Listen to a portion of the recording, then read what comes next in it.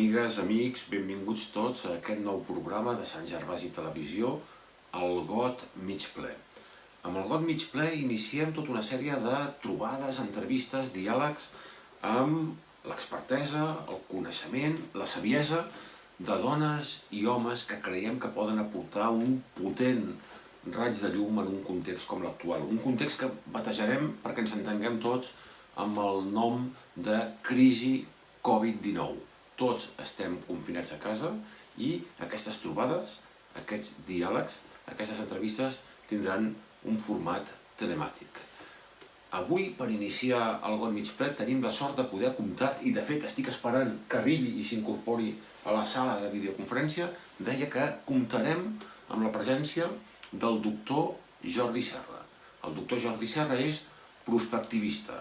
Ha centrat els seus estudis en l'anàlisi d'escenaris de futur i en l'anàlisi també de possibles conductes humanes en aquests escenaris de futur. El doctor Jordi Serra és, a més, director de l'Observatori de l'Economia Social 21.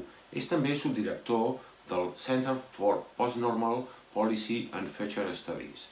També és professor associat de Blanquerna Ramon Llull. De fet, espero que puguem parlar moltíssim amb ell sobre docència, pedagogia, el contacte amb la gent jove. El doctor Jordi Serra, i segurament el recordareu en aquest sentit, ha participat en algun programa popular de televisió, com aquell programa que presentava a TV3 en Josep Puigbó, titulat Futur, el dia de demà.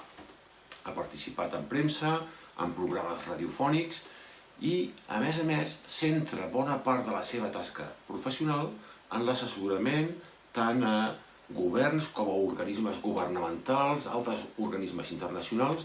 Ha assessorat governs com el d'Equador, Colòmbia, Xile, fa poc recordo que estava treballant a Malàisia, Costa Rica, l'Estat espanyol, la Generalitat de Catalunya, empreses multinacionals, etc.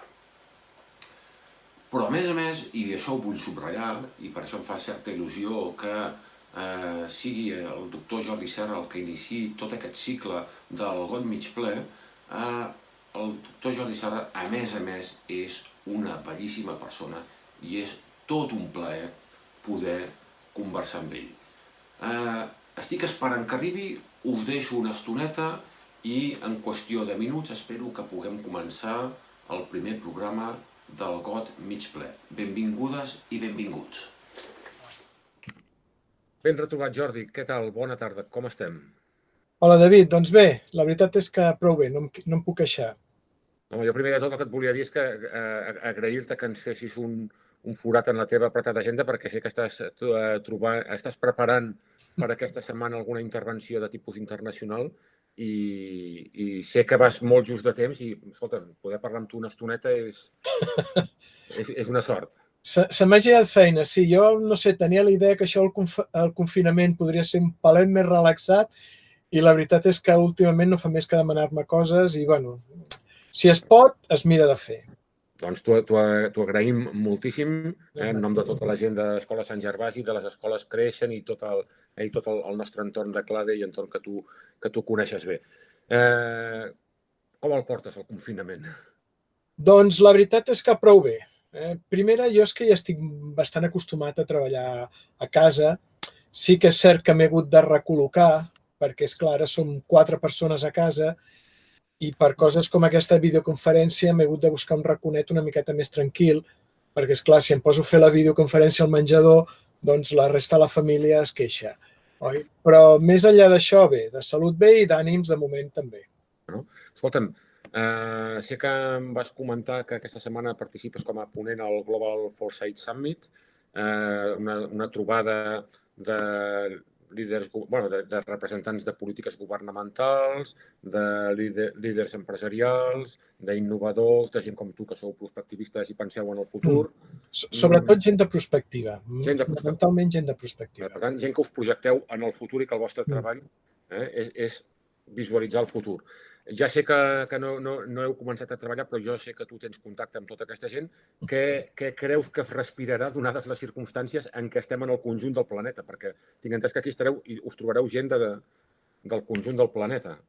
Sí, la veritat és que és una coseta que va començar petita i suposo que bastants vam dir que sí, va anar creixent i ara fins i tot volien originàriament estar previst fer-se dilluns i avui, ho van endarrerir de divendres i dissabte perquè la logística se'ls va complicar i en aquest sentit molt content. A veure, jo suposo que el que passa és que hi ha ara mateix una gran demanda d'anticipacions en el sentit que hi ha tanta incertesa que hi ha una gran necessitat de que algú pugui dir doncs les coses aniran per aquí o aniran per allà. Què passa? Que llavors també trobes com en tantes feines i tants àmbits gent de tot. És a dir, ara, per exemple, els apocalíptics estan a l'ordre del dia, perquè, clar, ells, de fet, alguns feia temps que avisaven, no? Que anem malament, i esclar, això en bona mesura confirma. N'hi ha que sembla que estiguin aprofitant per posicionar-se. Escolteu, que jo tinc la recepta, que jo tinc el mètode que ens ajudarà a sortir d'això. I llavors n'hi ha uns quants, entre els que m'hi comptaria jo, que estem una miqueta intentant veure què podem fer o de les coses que sabem fer, què podem fer que siguin d'ajuda i a veure si pel fet d'intentar coordinar-nos amb altres persones doncs potser podem arribar a alguna conclusió que sigui una miqueta més encertada. Jo crec que han de ser moments de gran modèstia perquè el canvi és tan sobtat i tan profund que pretendre saber molt bé a on ens portarà jo crec que és entre pretensiós i arriscat. Ja, segur. N'estic convençut d'això. Escolta'm una cosa, no penses que portem força temps els occidentals molt aficionats, amb una gran afició a les lectures, al visionat de pel·lícules i de sèries de televisió que ens presenten grans distopies molt salvatges, molt bèsties, i ens encanta, i hi ha gent molt enganxada a aquest tipus de narrativa, i en canvi ara, tota una sèrie de generacions ens trobem per primera vegada en una situació de confinament, en una situació d'estat d'alarma, i no ho acabem, en molts casos, de portar bé i ens sobta i ens xoca i ens costa adaptar-nos. És la primera vegada que una sèrie de generacions entrem de ple en el que la ficció ja ens estava retratant. Quina reflexió faries d'aquest xoc entre la ficció que ja ens dibuixava certs escenaris i aquest escenari en què estem, que potser i només potser estem albirant, perquè portem pocs dies, si vas a mirar. Avui és el 25è dia, el dia 25 de confinament. Això no és res, comparat amb altres realitats que viuen molts humans del planeta. A veure, jo crec que ho has dit bastant tu. Una cosa és ficció, i és cert que per alguna raó que se m'escapa, sembla que ens agraden més les ficcions que tenen aquest punt negatiu, les distopies. Però, clar, com que són ficcions, les veiem, ens ho passem més o menys millor, les llegim o el que sigui, i després, doncs, pensem que allò era un entreteniment i que no serà tan dolent. De fet, hi ha un prospectivista americà, el Jim Dator, que va ser professor meu, s'ha jubilat fa poc i, no sé, igual ha estat 40 anys donant classe universitaris. I la primera cosa que feia amb els seus cursos de gent de grau era demanar-los com veien el futur. I majoritàriament les visions eren ui, anirà tot molt malament. Llavors ell els hi preguntava i com veieu el vostre futur? I ui, no, el nostre futur anirà bé. Clar, com es salvava el diferencial, ningú tenia ni idea, no? Jo penso que ens agrada molt enganyar-nos. Ens agrada molt enganyar-nos. Ja tinc un titular, un primer titular. Sí, i pensa que el futur sempre és com la gran reserva d'esperança. És com l'acudit aquell, que aquell que va al metge, que no es troba bé, li fa el reconeixement, diu, no pateixi, diu, i així jo podré tocar la guitarra, i diu, sí, no veig cap motiu. Diu, era la il·lusió de la meva vida. Bueno, totes aquelles coses que no podem fer, esperem que d'alguna manera al futur igual sí que les podrem fer.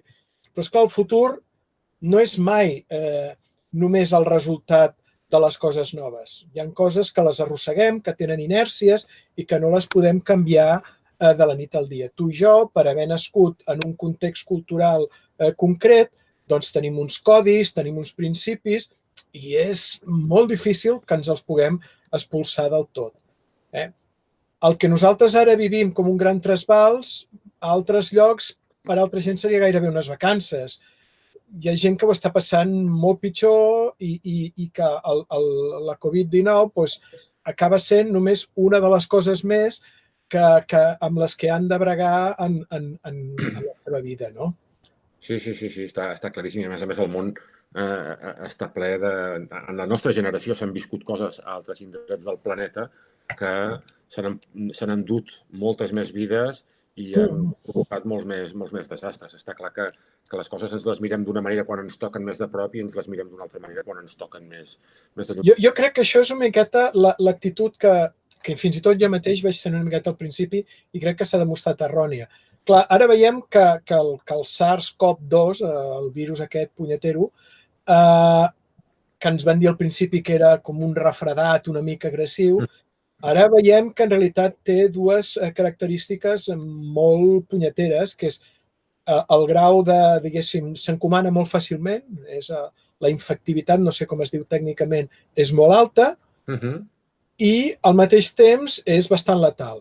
Clar, fins ara ens havíem trobat amb malalties que potser sí que s'encomanaven molt però no eren tan letals o eren molt letals però no s'encomanaven tant.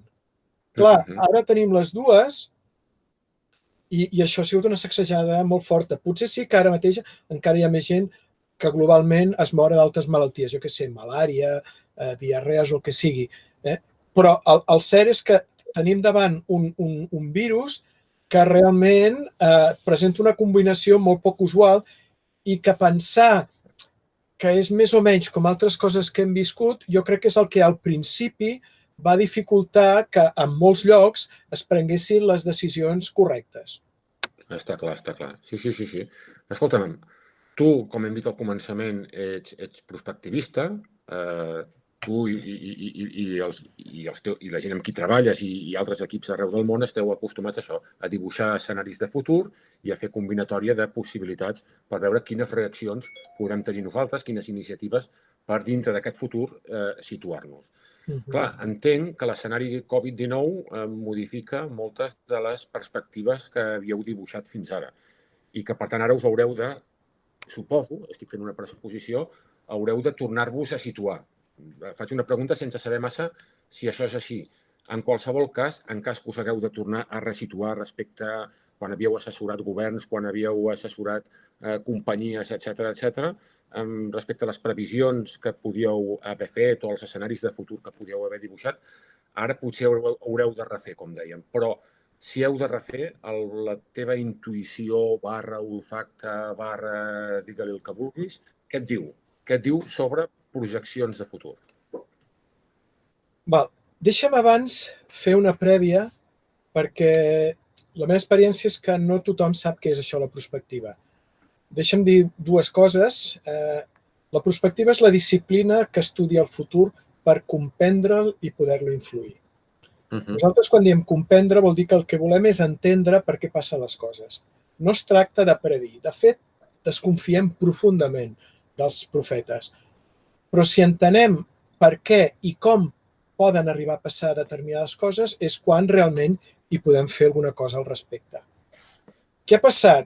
Doncs que nosaltres hi havia escenaris que dèiem igual plou, potser estaria bé tenir un paraigües. I resulta que quan ha plogut, no és que ha plogut, és que han caigut bots i barrals, el paraigües s'ha trencat i estem calats fins als molls dels ossos. Clar, el tema és que si tu feies els escenaris només per encertar que passarà això altre, doncs té una utilitat limitada. En canvi, quan fas un escenari i expliques per què pot passar quelcom, representa que això et dona més eines per prendre decisions adequades. Malauradament, què estem veient? Que fins ara no tothom està prenent les decisions en funció, diguéssim, de criteris derivats de l'anàlisi de la raó. És a dir, per exemple, Espanya, el tema de recentralitzar. És una mesura que quan va haver-hi la crisi anterior ja es va fer servir, per exemple, el tema de serveis socials, i va anar fatal. Es va demostrar absolutament errònia i equivocada. I ara s'ha tornat a fer. per una raó que des d'un punt de vista tècnic no s'entén, sobretot quan a Espanya el ministeri és un ministeri molt buit. La sanitat és una competència delegada, transferida. Per tant, jo crec que ara el primer que hem de fer és adonar-nos que això ha sigut una sotragada molt important i que pensar que podrem tornar fàcilment a la situació anterior és segurament el pitjor error que podríem cometre. El primer que hauríem de pensar és: volem tornar a la situació anterior? És a dir, jo soc dels que ha intentat promoure un concepte que és, i no sé si és adequat dir-ho en el blog, però ja em perdonaràs, a la merda la normalitat. Perquè la normalitat és part del problema. Jo he proposat parlar de la transnormalitat. És un concepte que va crear el Ziauddin Sardar. I aquesta nova transnormalitat ha de composar-se d'elements que també siguin el resultat del que volem. Doncs, per exemple, del que estem vivint ara, quins elements valuosos podem mantenir, podem retenir? Quines parts d'aquesta capacitat de teletreball són bones i val la pena continuar? Jo, esclar, per exemple, que gaudeixo molt ara, el silenci. És a dir, de cop i volta hem descobert que a les ciutats també hi pot haver-hi silenci.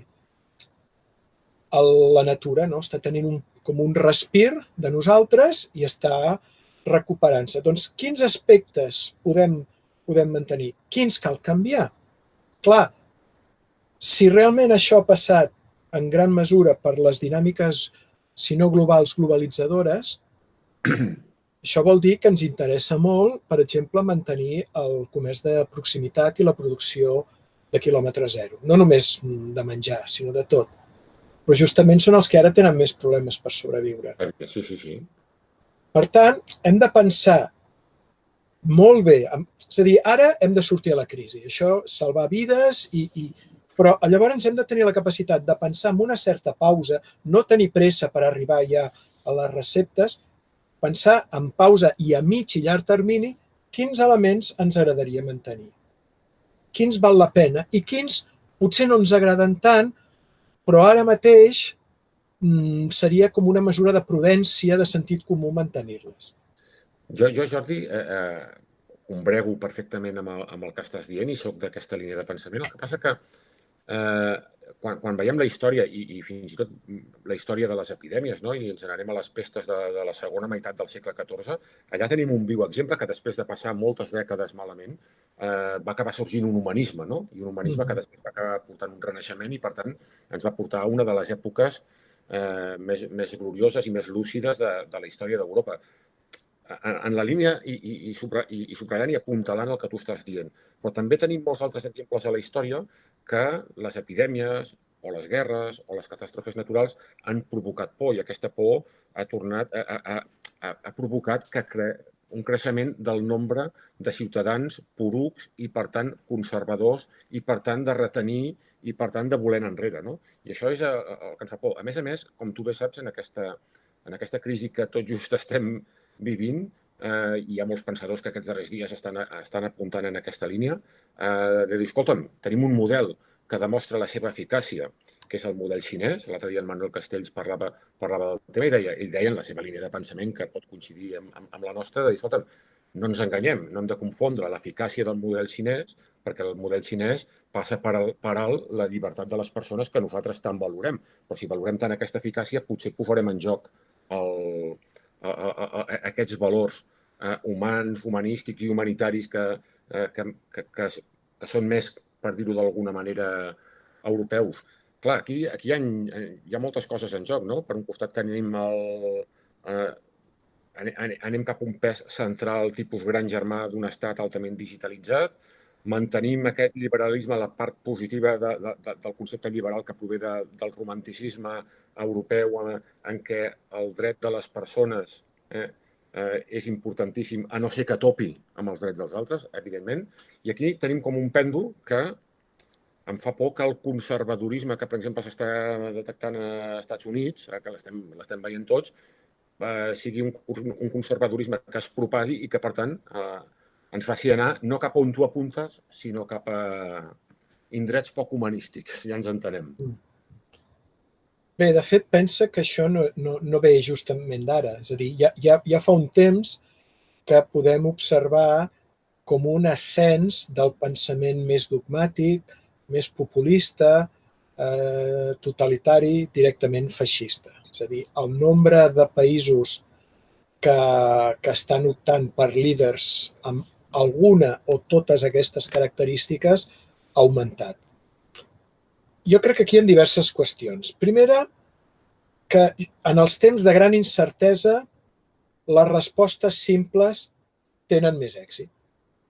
És a dir, justament quan més difícil és entendre el que està passant, que et vingui algú i et doni una resposta simple, encara que sigui equivocada o falsa, atrau. És a dir, fixa't que alguns d'aquests líders missatges profundament banals. Make America Great Again, Brexit Done, primer els espanyols, tonteries d'aquestes, no? Clar, això no ho podem minimitzar perquè està aquí. El fet de tot el que va passar al canvi de segle amb l'11S, l'ascens del terror asimètric i totes aquestes qüestions van, d'alguna manera, posar una base sobre la qual la por, el temor, el canvi, el risc, ha permès, hem acceptat determinades renúncies. És a dir, per exemple, la omnipresència de càmeres a l'espai públic. Clar, et diuen, no, si tu no fas res dolent, no has de temer res. Bueno, coi, vull dir, i per què ningú ha d'estar-me enregistrant si jo, justament perquè no estic fent res, per què m'ha d'estar enregistrant ningú? Per tant, això és un debat que ve de lluny i que d'alguna manera el que està passant ara ho està exacerbant. Quina és la sort, si ho podem dir així, que al costat de casos com a la Xina, on, diguéssim, un govern autoritari ha tingut èxit, però jo crec més que és per la disciplina, m'atreviria a dir, confuciana dels xinesos que no pas pel govern. Al costat tenim coses que segurament seran desastres, com el que està passant als Estats Units, com el que està passant a Brasil, com el que està passant a Filipines, com segurament el que acabarà passant a la Índia, on és molt probable que la mediocritat i el dogmatisme d'aquests líders els hi acabi passant factura. Clar, la tragèdia que és que això, estem parlant de que això vol dir molta gent morta. Està clar, està clar. Però també hem d'adonar-nos que no tot el problema ve, diguéssim, de l'altra banda. Part del problema som nosaltres. És que, parlem de la democràcia liberal. Les fórmules que fem servir avui dia de democràcia liberal són, com us ho diria jo, el tonejat que van fer al segle XVIII d'idees del segle XVII. Ja. Clar, jo ara, si tinc un problema, doncs no se m'acudiria fer servir la farmacopea del XVIII o del XVII. Per què pensem que les receptes polítiques d'aquell moment ens serveixen ara? La democràcia s'ha fet feble i s'ha fet en algunes qüestions una miqueta irrellevant, perquè al final és com això que diuen alguns aquí a Espanya, que presentar referèndums divideix.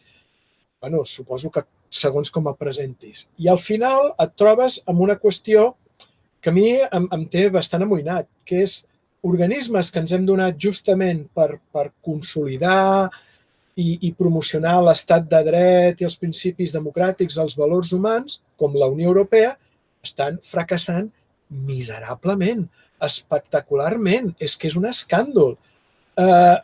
Vull dir-te que els pares fundadors de la Unió Europea jo crec que es deuen estar regirant a les seves tombes de veure que l'Europarlament està ple de feixistes o protofeixistes o semifeixistes quan un dels objectius fundacionals era que la Unió Europea, en el principi la comunitat, el mercat, fos lluitar contra tot això. Per tant, aquí algunes coses s'han fet molt malament. Al final sempre acabem al mateix punt. Està sobat, sembla un clixé, però és cert. Una crisi, al final, és una oportunitat per canviar coses, perquè s'arriba a la crisi perquè hi ha coses que no funcionen. Quan un sistema funciona bé, no entra en crisi. Les crisis venen perquè aquell sistema comença a fer figa, comença a fallar. Per tant, si tenim un sistema que ens està donant amples senyals de que no va com hauria d'anar i, a més ens trobem una conjuntura que volem o no volem, hem d'aplicar canvis, doncs, coi, aprofitem-ho. Jo crec que has dit una frase, n'has dit moltes interessants, però és que a més coincideixo molt, no? La democràcia s'ha fet feble. En entorns en els quals tu i jo ens movem, sovint es parla que és un moment per repensar les democràcies, no? Per repensar moltes altres coses, però la tecnologia i com ha avançat el nostre coneixement ens hauria de permetre, evidentment, repensar les democràcies i, evidentment, reforçar aquests organismes internacionals de cooperació entre comunitats. També és un tema que aquests dies està molt en la línia de pensament que està defensant aquests dies en Harari, en Yuval Noah Harari, de dir, escolta'm, hem de triar entre col·laborem internacionalment o fem fronteres cada vegada més altes i més gruixudes, de murs més gruixuts, no?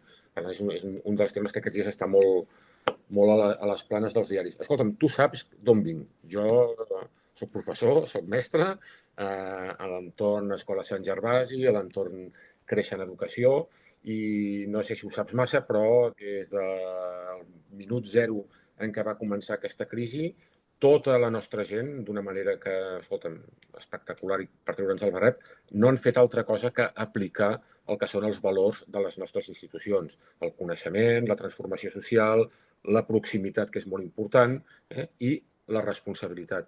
I des del minut zero ens hem fet responsables de la situació, vam voler ser molt propers als nostres alumnes, que al final són l'eix sobre el qual pivota tot, i estem fent i continuarem fent. Aquest matí, en un dimarts de Setmana Santa, hem tingut assemblea de socis de la cooperativa Escola Sant Gervasi i, escolta'm, tots estem fent una aposta en fets per la formació online. I l'estem fent, l'estem duent a terme i ens estem trobant amb els nostres alumnes i amb les seves famílies i estem mantenint un ritme de treball i de proximitat que creiem que és l'ideal. Tu vens del món universitari, en el món universitari la formació en línia és una cosa molt més habitual. Com et pots imaginar, jo parlo d'escoles en les quals tenim alumnes de 3 anys fins als 18 i una mica més en el cas de la formació professional, però et pots imaginar el repte que suposa això per als docents d'aquest país, no?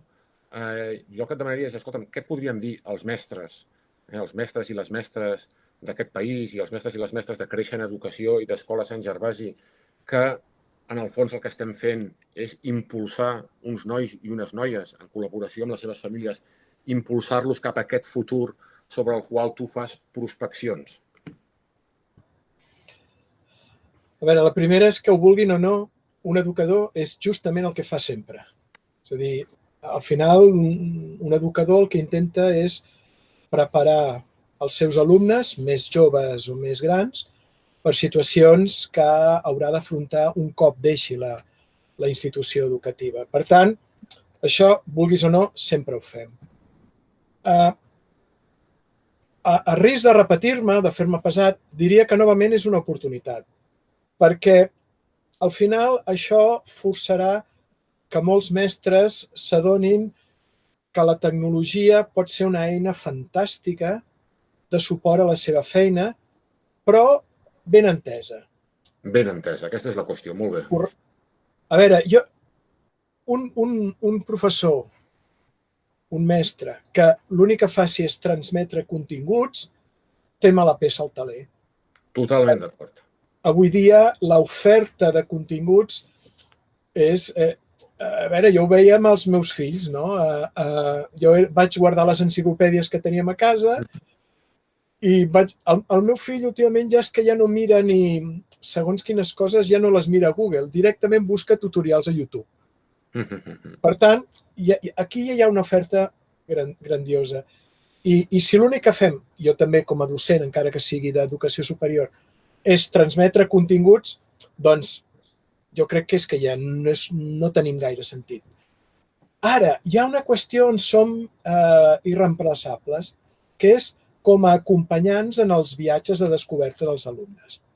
El David Bueno, que és aquest especialista en neurobiologia i tal, ell un dia amb un programa que vaig fer, que es deia El dia de demà, vam parlar sobre el futur de l'educació.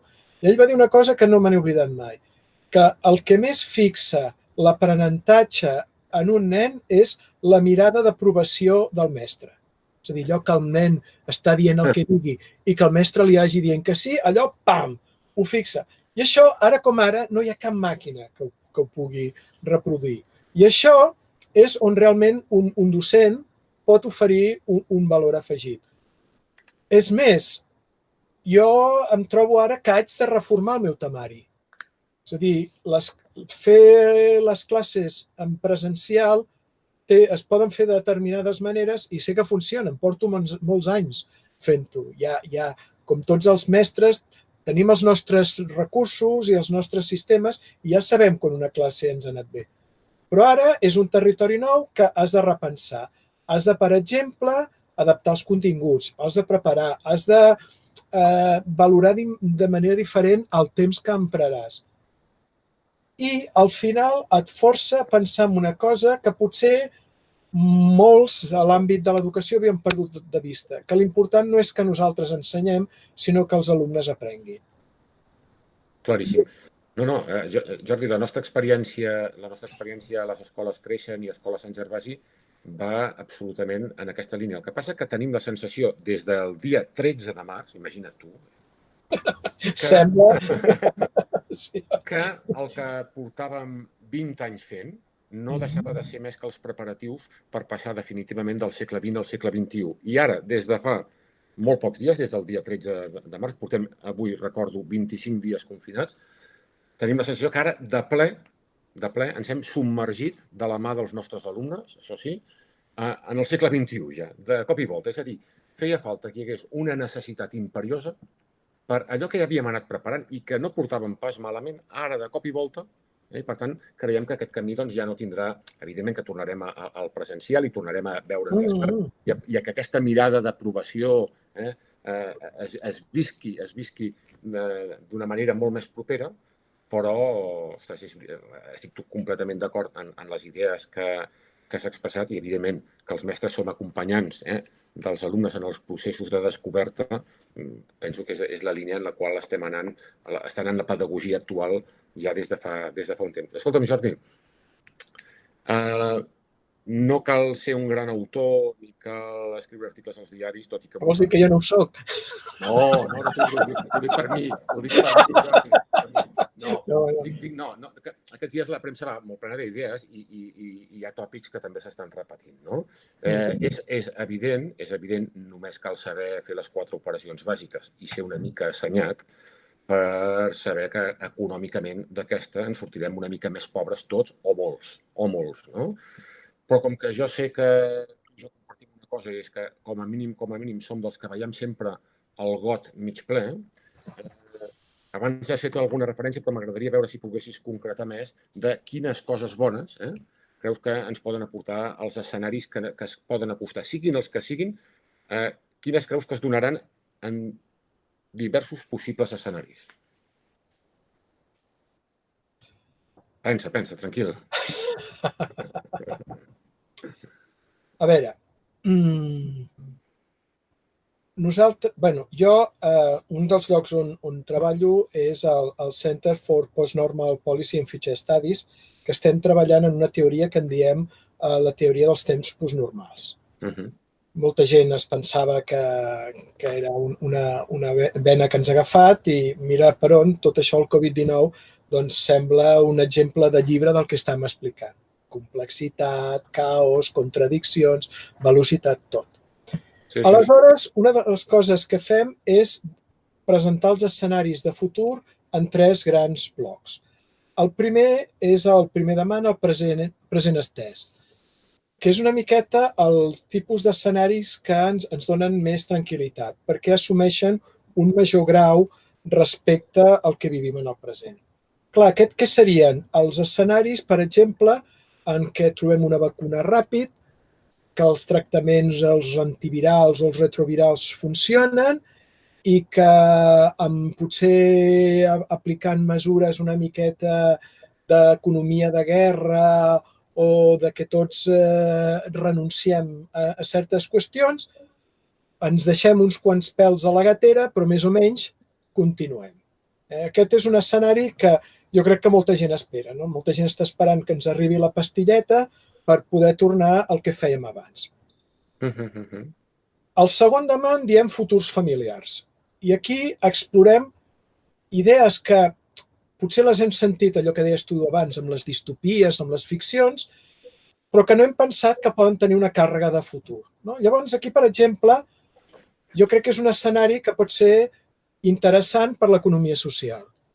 És a dir, clar, ara de cop i volta molta gent s'adona que sembla que haguem de triar entre la salut o les vides i l'economia.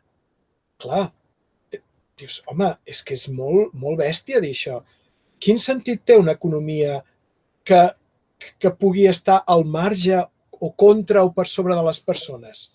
Això no té cap sentit. Clar, llavors, posicionaments des del camp de l'economia social, on la persona sempre està al centre i les coses es fan en la mesura que ajuden a les persones, doncs aquí hi hauria molt camí per córrer. Podríem pensar fins i tot aplicacions, doncs, algun giny tecnològic per ajudar-nos a gestionar el post-confinament, el repensar algunes estructures de governança global, fins i tot redissenyar aspectes d'urbanisme. És a dir, introduir trencaments respecte a l'altre perquè ja entenem que pensar que sortirem més o menys igual és bastant il·lús. I, de fet, jo penso que hi ha molta gent que això ja ho comença a veure. Però aleshores hi ha el tercer demà, que aquest és el que realment és fumut. En diem els futurs impensats. I aquí el que fem és intentar veure quines són les opcions de futur que d'alguna manera no hem estat considerant. Per exemple, hi ha aquesta frase que s'ha fet famosa, ara no me'n recordo de l'autor, però ja t'ho buscaré, que diu: ens costa menys pensar, imaginar-nos la fi del món que la fi del capitalisme. I sembla una botada, però és correcte. És a dir, i per què és això? I per què el capitalisme s'ha ficat tant en les nostres cosmologies que sembla una cosa ineluctable i incanviable? Doncs no, és que resulta que part del problema ha sigut justament aplicar lògiques globalitzadores i lògiques capitalistes d'una determinada manera. Per tant, potser el que hem de fer és pensar que això no és només l'oportunitat per canviar aspectes, sinó per fer un canvi molt més profund, molt més sistèmic, perquè, no fa massa vam tenir una crisi financera, ara estem tenint aquesta, i potser tot plegat són avisos, el canvi climàtic ara no en parlem, però segueix allà. Per tant, vull dir, potser ostres, aquesta sotregada tan forta, hem de pensar que és el moment de que tots plegats, amb la mesura que tots podem, diguem, no, hi ha coses que hem de canviar.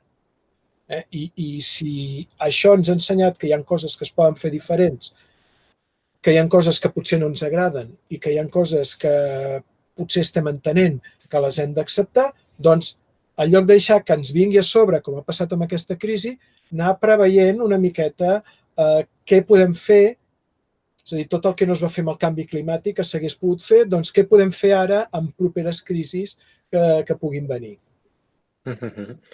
Fantàstic, ostres, molt interessant, i és que a més enllaça amb alguna de les altres coses que volia comentar amb tu, no? Tu ets director de l'Observatori d'Economia Social 21. Tu saps que les persones que represento i les persones que escoltaran majoritàriament aquesta entrevista són persones que venen del món pedagògic, del món educatiu, però també del món de l'economia social, del cooperativisme, tant del cooperativisme com del conjunt de l'economia social. Nosaltres, saps que des d'Escola Sant Gervasi, des de Creixent Educació, des de Clave, treballem convençuts que l'economia social ha de contribuir decisivament a generar un món millor on l'economia estigui al servei de les persones i no les persones al servei de l'economia. Sé que compartim visió en aquest sentit, però tenint en compte la situació tensa en què ens trobem ara i aquests escenaris de futur que es poden començar a dibuixar, siguin dels que has plantejat, dels tres que has plantejat, els uns o els altres, què creus que hem de fer des de l'economia social per reforçar-nos i per mirar que el model s'estengui i faci taca d'oli? Déu-n'hi-do. T'ho complico. Sí. T'ho A veure, pregunto perquè jo no ho sé, T'ho pregunto perquè jo no ho sé. no, hi ha una qüestió. Jo crec que, malauradament, ara mateix hi ha molta gent que es pensa que l'economia social és com un luxe que ens podem permetre. Com el que pensen alguns del menjar orgànic o de coses d'aquestes. Bueno, no és per tothom, però si hi ha uns quants que ho volen, doncs, si així senten que respecten més els seus valors. Clar, el que passa és que ara veiem que els valors que informen el model econòmic són perversos. Vull dir, la veritat és aquesta. És a dir, els models que informen l'economia de mercat més salvatge, no sé com dir-ne, són perversos i a vegades fins i tot obscens. Per tant, això el que obliga és a repensar i a buscar alternatives. L'economia social potser no ens dona totes les respostes a aquestes preguntes que ens estem començant a fer, però demostra que hi ha alternatives. No? Allò que se'ns va vendre de la fi de la història, que ja no hi havia alternativa al capitalisme, a la democràcia liberal, bueno, doncs, com diuen els castellans, de esos polvos, estos lodos. Necessitem alternatives i l'economia social demostra que és possible. Clar, què passa? Que ara mateix l'economia social no té ni la dimensió ni la fortalesa, sobretot a casa nostra, suficient per poder aguantar al marge d'un context econòmic general que s'està esfondrant. Perquè s'estan prenent males decisions, i a vegades no només són males decisions, sinó que es prenen tard, i un incís, no? Em va agradar molt, em sembla que va ser una piulada del president de Ghana, que va dir, sabem com tornar la vida a l'economia, però no sabem com tornar la vida a les persones. Que fort. Doncs sí, senyor, és justament això, no? Doncs si entenem que ara el més important és la gent, que primer hi ha la vida, però que després la vida no es pot entendre al marge de viure-la amb un mínim de dignitat, i viure-la amb un mínim de dignitat vol dir que la gent no ha d'estar a casa angoixada i patint el que no està escrit perquè veu que es queda sense diners, sense feina, i que el que vindrà després del confinament serà molt dur, doncs això no ho podem permetre. Si l'economia social ens permet donar, si no totes les respostes a algunes d'aquestes inquietuds, i sabem que pot, perquè, per exemple, el tema que parlem molt sovint, no? La distribució. Clar, el capitalisme ara, un dels conceptes aquests més populars és la redistribució. Bueno, redistribuir vol dir que la distribució ha fallat. Perquè no caldria redistribuir. No, treballem amb la distribució. I això és una qüestió que l'economia social té molt més ben resolta. La resiliència, la capacitat de dir, escolta, estem tots en la mateixa barca i anem a mirar de salvar-nos tots. Clar, ja sabem què passa amb l'altre model. No? Els primers senyals de que el vent ha canviat, anem a veure qui podem tirar per la borda, i a diferència de les pel·lícules, aquí són les dones i els nens primer.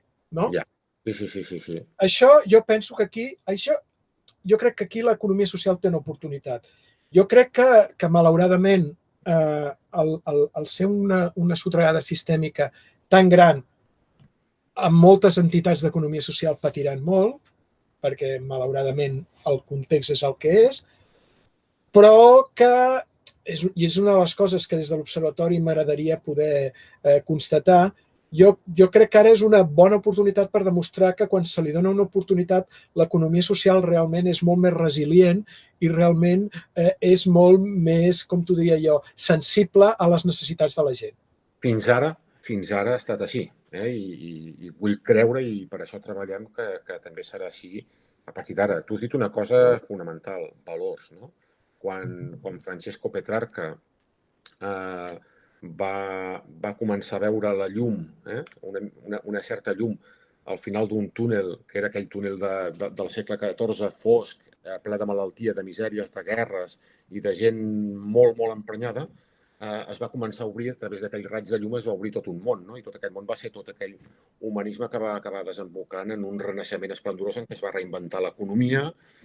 Ara, vist en perspectiva històrica, potser ho hauríem fet d'una altra manera, però es va reinventar l'economia, es va reinventar l'art, es van reinventar els mitjans de producció, es va redescobrir la capacitat que teníem els humans per fer front a adversitats, per investigar, per descobrir, per construir coneixement, i per tant els valors, això moltes vegades la gent no ho vol veure, acaben determinant què acaba passant. No decidim les coses en base al que pensem d'una manera racional, sinó en base als valors que ens mouen i que fan que cada matí ens llevem i que encarem les adversitats de la vida. No? Escolta'm, Jordi, com sempre que parlo amb tu, m'hi estaria... Per sort, tenim la sort que ens podem veure de tant en tant i que podem compartir aquest tipus de reflexions.